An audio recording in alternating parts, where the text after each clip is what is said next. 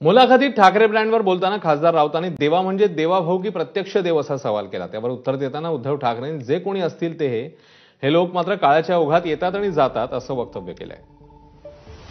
Brand संपवण्यासाठी आज दिल्लीपासून महाराष्ट्रापर्यंत अनेक लोक कामाला लागलेले आहेत की आता हा ब्रँड आम्ही संपवणारच। याचं कारण त्यांना आपल्याशिवाय देशात कोणतंच नाव नको आहे।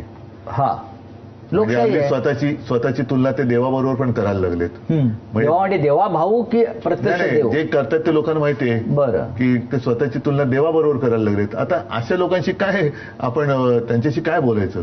हे काळाच्या ओघात येतात, काळाच्या ओघात जातात। म्हणजे जसं पावसाळ्यात गांडूळ येतात आणि तसं काय म्हणा तुम्ही। आपली जी परंपरा आहे त्या परंपरेला जर कोणी मानत नसेल तर ती परंपरा सुद्धा त्यांना मानणार नाही। उद्धव साहेब, आज मगाशी आपण म्हणालात की आज माझ्याकडे काय आहे, बरोबर आहे। आज आपण सत्तेवर नाही आहात, एक कोंडी करण्याचा राजकीय दृष्ट्या आपला प्रयत्न होतो आहे। म्हटलं तर जो ब्रँड आहे ठाकरेंचा शिवसेना, तोही त्या अर्थानं लौकिक अर्थानं आपल्याकडे नाही, आपलं चिन्ह आपल्याकडे नाही। म्हणजेच ज्यांच्याकडे काही नाही आणि जे पोकळ आहेत त्यांना ठाकरे ब्रँडची मदत लागते आहे। हेच ठाकरे ब्रँडचं वैशिष्ट्य आहे। होय, कारण स्वतः पोकळ आहेत, काहीच नाही त्यांच्याकडे, काही निर्माण कधीच केलेलं नाही।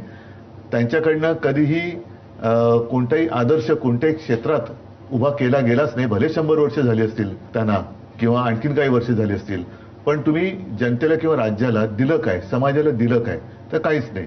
मग ही ब्रँडची चोराचोरी करून आपणच त्यांचे कसे भक्त आहोत हे ठासवून स्वतःचं महत्व वाढवण्याचा त्यांचा केविलवाणा प्रयत्न सुरू आहे, पण लोक त्याला आता भुलणार नाहीत। ही जी शिवसेना आहे उद्धव साहेब, कुठली?